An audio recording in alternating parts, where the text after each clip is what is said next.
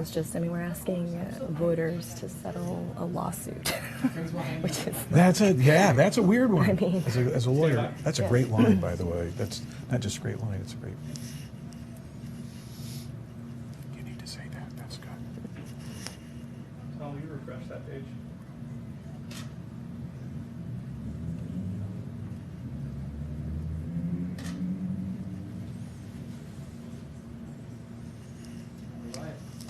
Hi, I'm Rebecca Sanders, political reporter with the Arizona Republic, and thank you for joining our live election night show.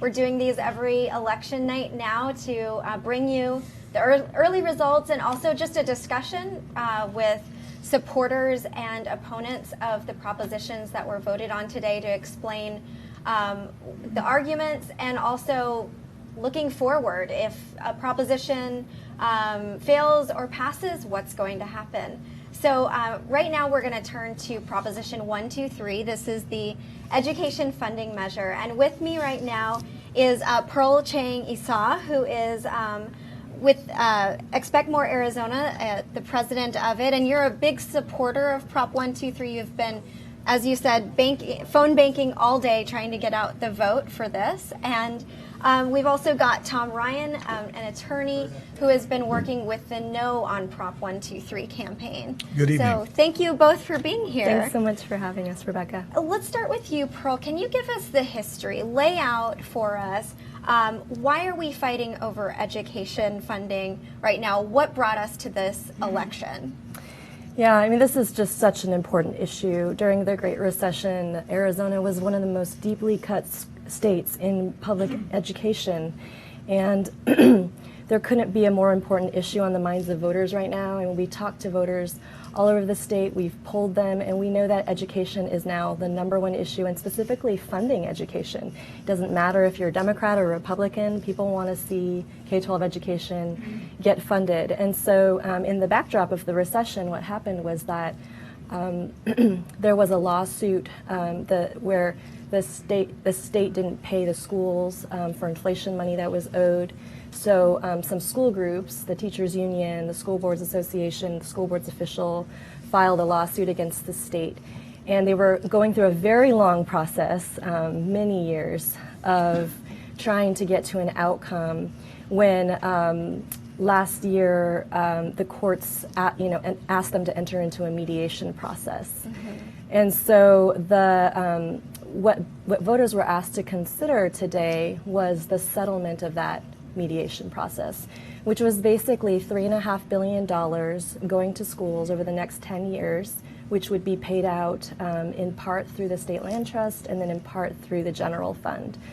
Expect More Arizona chose to support this proposition, not because it's the perfect deal or not because it was the solution to all of our education funding problems, but because we felt it was a very important step to get much needed funding into schools immediately, and because it moves us forward out of a lawsuit that we just need to put behind us and to address the many critical other steps we need to take on education funding. We need a long-term sustainable solution for education funding, and to address that we need to put this lawsuit behind us. Regardless of whether Prop 123 passes or fails tonight, we always knew that this was just the beginning and that there was going to be many next steps.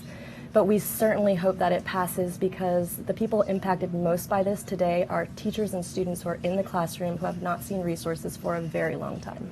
Tom, this could put this fighting behind us and get money into schools quickly and settle this lawsuit. Why are you against it? Well, here's why I'm against it. There was a vote by the citizens of the state of Arizona that demanded the legislature appropriately fund public education. The Republican leadership in our state legislature has breached that agreement. They have violated it. They have not done what they were supposed to do.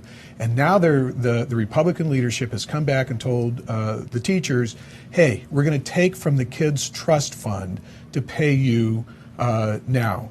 The problem with it is it's a violation of the Enabling Act of the state of Arizona, where we agreed to put this trust fund money aside. It's a violation of the voters' demand upon the legislature to appropriately fund public education, and to hold the gun to the teacher's head and say either you vote for yes on 1, 2, 3 or the teacher gets it is a totally inappropriate way to resolve this dispute. Let me be clear. A no vote on 1, 2, 3 should never be seen as an anti-public education vote. What it should be seen as a statement of distrust of the leadership in the legislature for violating the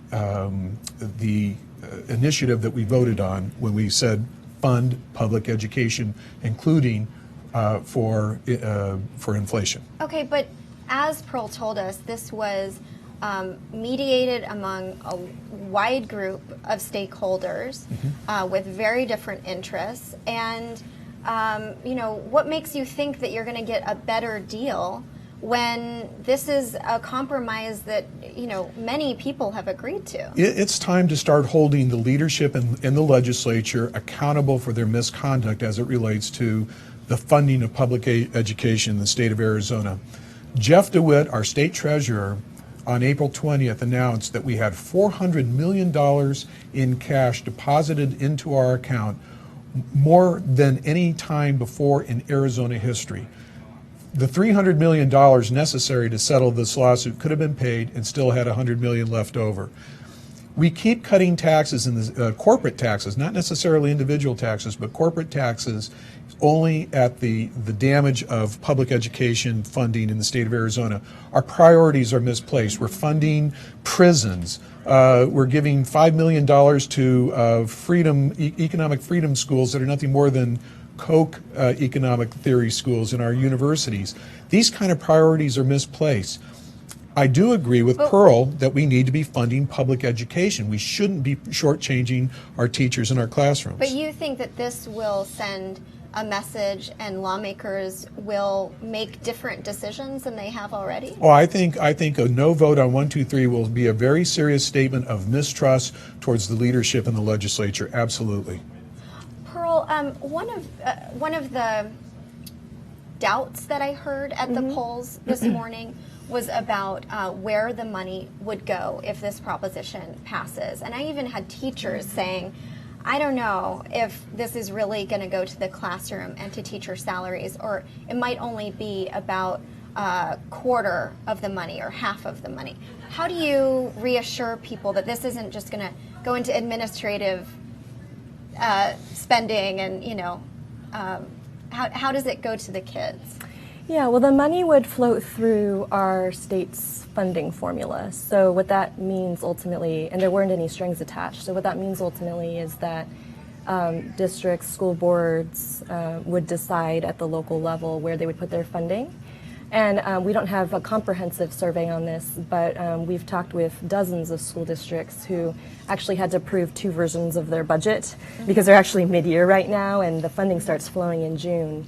It would be $230 million that starts flowing in June. So we were able to see the transparency on a lot of the budgets, and by and large, significant portions of the money was going to teacher salaries. Okay. So, I mean, we have a very diverse network across the state. Expect More Arizona's long-term message is that we want an informed, engaged public that supports education, that's going to vote not just in this election, but in all elections.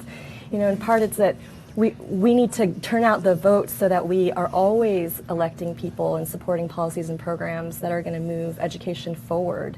This election today was very important to us. We wanted to see a passage.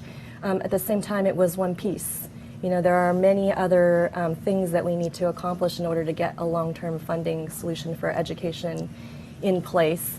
And we felt that, although not a perfect, no compromise is ever perfect, this was the deal on the table. If it doesn't pass, it goes back into litigation with an uncertain outcome, and teachers and students can't really wait for that. So let me jump in here to look at our preliminary results from the Secretary of State's website.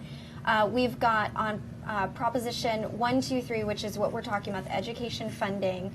On the no side, we've got 48%, and on the yes, 52%. But a caution, this is not all of the ballots that have been counted. There's a lot more to be counted. And we have heard folks saying that they believe this may be a really tight election and may not be able to be called right away. And then on Proposition 124, which is the, we'll talk about this a little later, but this is the reforms to the law enforcement, the police and firefighter pension systems. Major support for that. We've got on the yes side 71% and no side 29%. This is basically what we were expecting, that it's going to pass. So let's go back to the education funding measure, and we'll be updating as more results come in. Tom, a major argument in favor of Prop 123, as Pearl has been talking about, is that the money goes quickly into the schools. How do you look at kids and parents that you talk to and tell them to wait? Our legislature just went through a flurry of bills wasting their time on absolutely senseless things, gutting our voter protections, gutting our anti-conflict of interest provisions for our corporation commission. We were just told we had $400 million. We could have paid $300 million to the schools now, today, and we would have had it today. We wouldn't be talking about $230 million. Jeff DeWitt was saying $300 million, and you still have $100 million left over. That's what's upsetting, is the state legislature, the Republican leadership in our state legislature, has seriously misplaced priorities. Education has put us down to number 48 in the union in terms of per student spending. That's not my priority, and that's not Pearl's priority, but it's certainly the Republican leadership's priority. That is not sustainable. It will not bring jobs. It will not bring companies. The problem is, it's not with Pearl or the AEA. It's not with Tom Ryan and the no on Prop 123. The problem is Republican leadership in the legislature who refuses to follow the mandates of the citizens and appropriately fund public education. But some of that money that you're talking about that could have gone towards education funding is one time. It's not sustainable. And I've heard Republicans say that they think that in order to afford more funding, there probably needs to be a sales tax hike, and they don't want to do that. Are you proposing that? Yeah, I would absolutely propose that. Governor Jambuer passed a 1-cent sales tax that passed overwhelmingly, and we raised $1.6 or $1.7 billion during the existence of that 1-cent sales tax. And so absolutely, there are methods and mechanisms by which we could appropriately fund public education so that we don't have to force nice people like Pearl to come in and beg and have a gun held to their head. You vote yes on 1, 2, 3 or the teacher gets it, because that's what the message is. Pearl, can you talk about next steps, what you want to see done if this proposal passes or if it fails?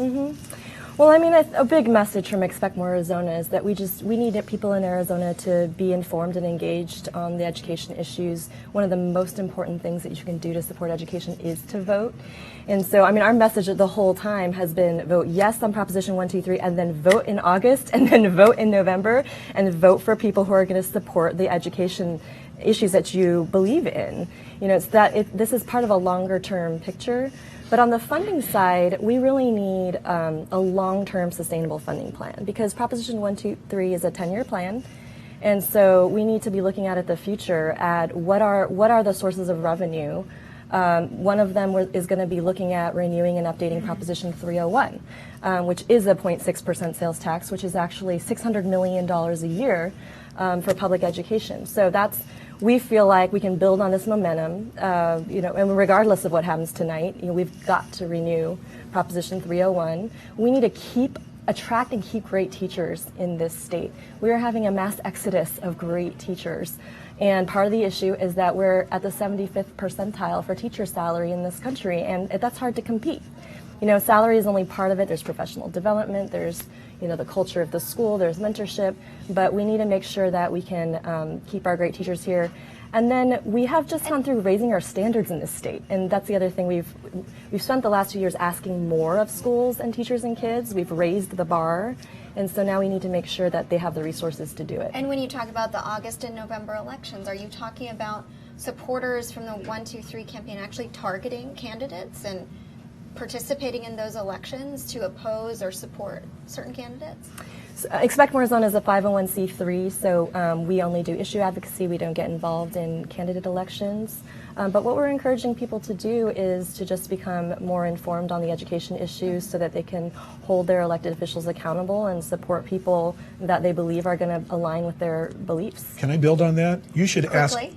ask every candidate what their stance is on public education and their desire to fund it.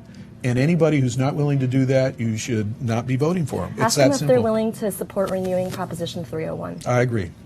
Well, thank you both for joining us. It sounds like there's actually some common ground here. Interesting. Between you and me, yeah. And we're going to transition over to Proposition 124, the law enforcement pension fund measure, and we've got two guests that will be joining us.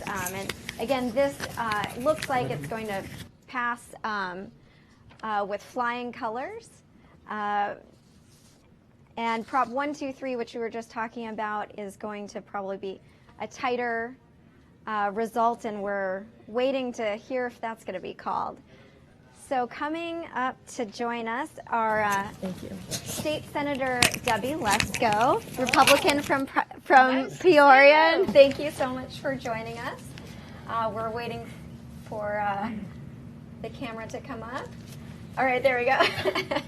Thank you so much. And then we've also got my colleague Craig Harris, who has covered this issue for the Arizona Republic, who's going to be helping us out with some context as well. So, Great. Senator Lesko, you worked for almost a year. I did.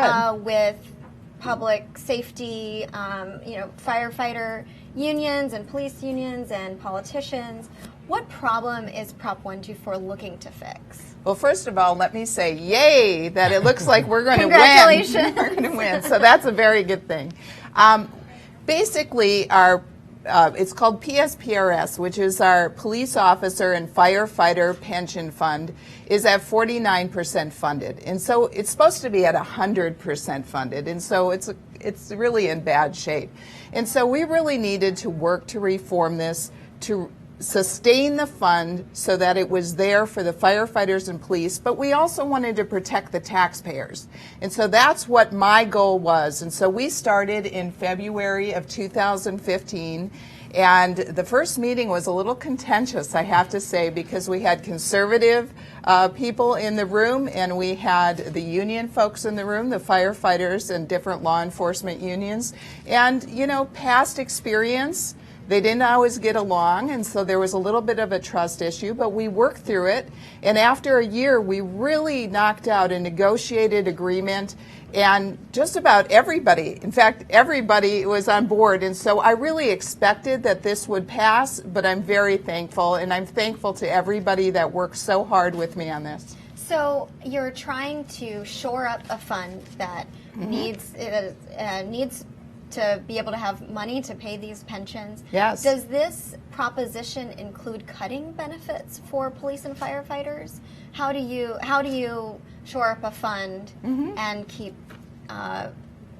take care of the folks who protect us? The part that was on the ballot was a constitutional change, and that's why it had to go on the ballot, because here in our Arizona Constitution, it protects our pension funds and says that we can't diminish the benefits. So that's why we had to go to the voters, and it was something agreed to. So basically what happened over the last 20-some years, the retired firefighters and police were getting a 4% increase compounded each and every year, and the fund has gone dry. It just was not sustainable. So we've adjusted that now with the approval of the voters so that it actually is a cost of living adjustment, a COLA, that follows inflation with a cap of 2%. It's much more sustainable, and I'm glad that it passed. I'm glad the voters agreed. Craig, can you tell us a little bit about what was the opposition like to this? Were there criticisms of it? Were there proposals that some thought would be a better deal for taxpayers? Well, there was very little opposition. There was very little there was actually no organized opposition. That's why you're seeing the measure passed by such a large margin.